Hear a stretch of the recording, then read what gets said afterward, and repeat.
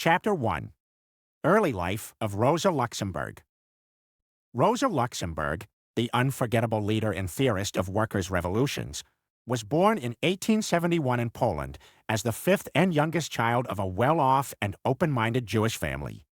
In the year Rosa was born, the workers of Paris went out to conquer the sky and organized the Paris Commune. 48 years after this tremendous experience, Rosa would die at the head of another workers' revolution, where the fate of the entire world and future generations was determined. The family environment of little Rosa, who was lame due to an illness she had suffered in her childhood, was warm and affectionate. However, the socio-political climate in the land where she was born was quite harsh. Political radicalism, which was not uncommon in Poland, where national and class reactions intersected, attracted not only the youth but also state oppression. The young leaders of the Proletariat Party, which Rosa joined when she was only 15, were destined to die on the gallows. On the other hand, Polish patriotism, which had developed against the Russian and German occupation and had always been strong, had become quite reactionary. The workers' movement was growing stronger, and the sphere of influence of Marxism was expanding. In this environment, Rosa, who had chosen revolutionism at a young age, participated in the organization of a general strike coming under the radar of the political police, and went to Switzerland at the age of 18 to receive a university education. Rosa, who participated in the political work and efforts of the refugees from Tsarist Russia in Switzerland, took a stand against Polish nationalism. Together with her closest comrade Leo Jogiches, she set out to organize the Social Democratic Party of the Kingdom of Poland and Lithuania. Social Democrat was a general name used by Marxist parties, and it was based on the workers' movement in those years. Jogiches was a talented organizer, and Rosa was an effective spokesperson. Although the strong emotional bond between the two eventually broke down, they remained comrades until the end and embraced death together as leaders of the Spartacist Uprising. Chapter 2. The Fight Against Revisionism. Rosa moved to Germany, the center of class struggle, in 1898. The German Social Democratic Party, SPD, was the center party of the Second International with hundreds of thousands of members and millions of workers' support. However, over the years, it was gradually moving away from being the revolutionary party of the working class under the influence of the labor aristocracy, party and union bureaucrats, parliamentarians, and such high-level politicians, that was growing stronger within it. Rosa would become the leader of the party's left wing, which opposed this reformist shift.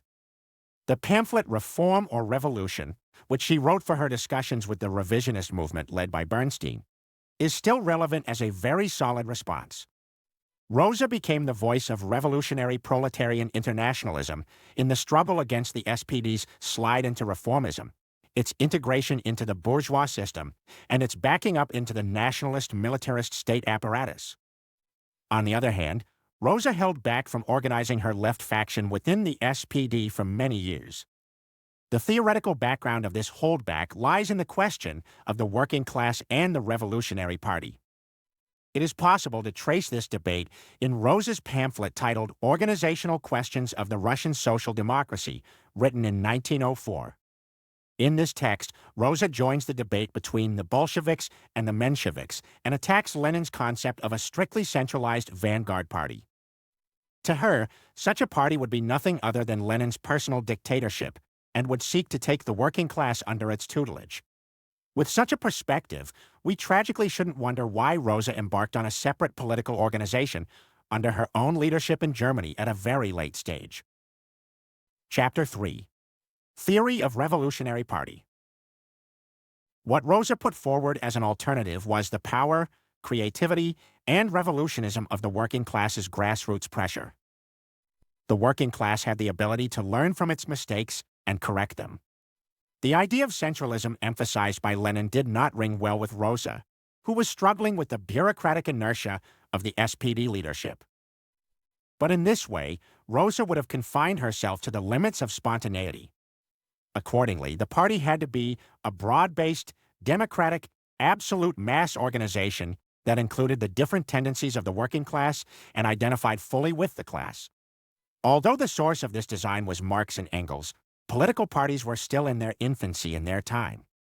However, the international experiences of the workers' movement would prove that the spontaneous workers' movement would fail to overcome the reformist parties, and the trade union bureaucracy wouldn't be able to counter the maneuvers of the bourgeoisie and the labor aristocrats, and would be completely inadequate to take power. Moreover, it was an arbitrary interpretation that a broad party would be more democratic. On the contrary, broad parties with passive membership were more likely to allow bureaucratic tendencies to take hold, and large parties that brought together disparate factions in the name of pluralism were more likely to develop bureaucratic factions and intrigue. As a result, Rosa tragically came to establish her own organization, the Spartacist League, very late, due to her mistakes in party theory. Chapter 4. Mass Strike. Rosa greeted the 1905 revolution in Russia with great enthusiasm. She found in the revolution the expression of the working class capacity for independent action, which she had so much emphasized. The mass strike, which had manifested itself for the first time in history, was fascinating. As the left wing of the SPD, she proposed the mass strike for the proletarian revolution in her book The Mass Strike, the Political Party, and the Trade Unions.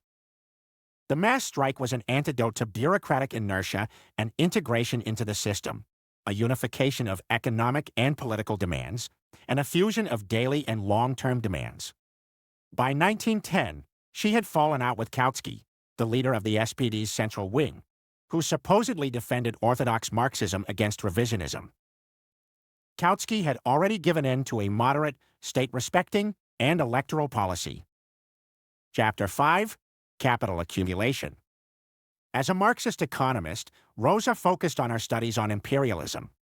In her book The Accumulation of Capital, which she wrote in 1913, she argued that the capitalist economy would not be able to achieve profitability and would collapse without spreading to social forms that were not yet capitalist. Imperialism is a competitive struggle for the takeover of these peripheral markets by developed countries. Ultimately, when the end of the spread of capitalism comes, the collapse of the system will occur. But Rosa was not heralding the inevitable victory of socialism in a fatalistic way.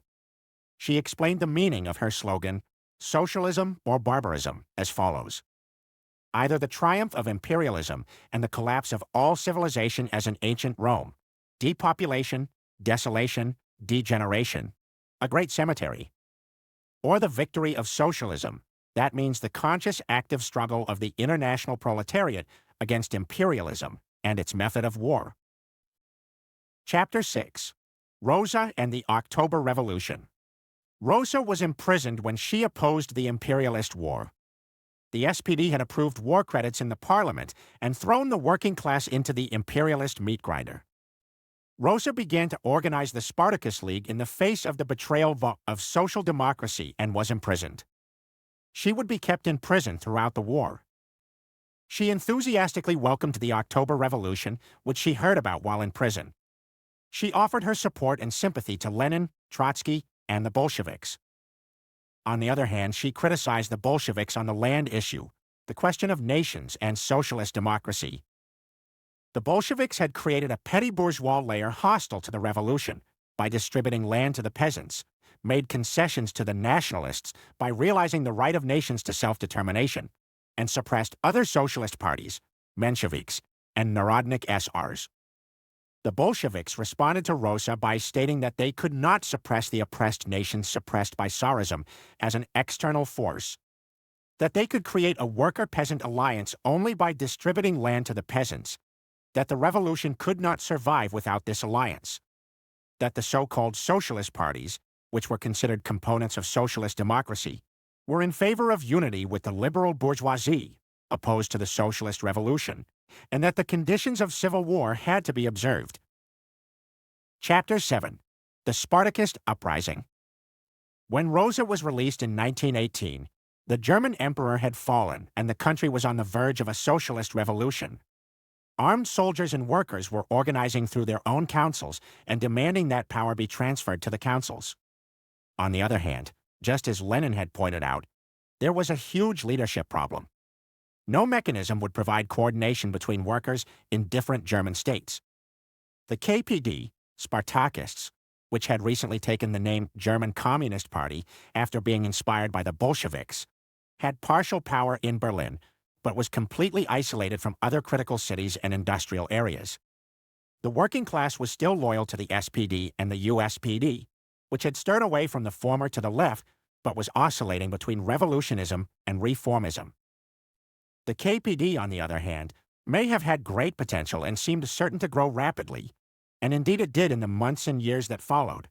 But at the dawn of the German Revolution, the KPD was still very inadequate. As a result of a provocation by the bourgeoisie and the Social Democrat SPD in its service, the KPD took up arms in an early uprising. Rosa was aware that this was a very premature attempt, but the KPD, which had not been able to establish discipline and organizational functioning, launched the Spartacist Uprising. Chapter 8. The Loss of Leaders. The terrible imperialist war and the October Revolution of 1917 turned the entire world into an arena where the propertied classes and the working class fought a life-and-death struggle. The loss of revolutionary leaders in this fierce struggle in almost every country had serious consequences. Leadership is always decisive, but the situation is much more decisive for the oppressed class. Due to its deprivation under the conditions of capitalist exploitation and its economic and political subjugation, the working class cannot easily fill the void of its revolutionary leaders. Many examples can be given on this subject. The first name that comes to mind is the dramatic consequence of the early death of Lenin. The murder of Rosa and Karl Liebknecht was also a huge turning point. Germany, which was the decisive country for the world revolution and therefore for the history of the world and the future of the next generations, would experience revolutionary situations after 1919. But the German working class and communists had lost their leaders, and the next revolutionary opportunities would be missed. The world revolution was atrophied. The Soviet Union was devastated by imperialist attacks, isolated from the rest of the world, and, unable to heal the wounds it had suffered, sank into bureaucratic corruption. In conclusion, there is still much to learn from Rosa today. Her struggle against the labor aristocracy, chauvinism, reformism, and bureaucratic inertia remains relevant today with all its burning intensity.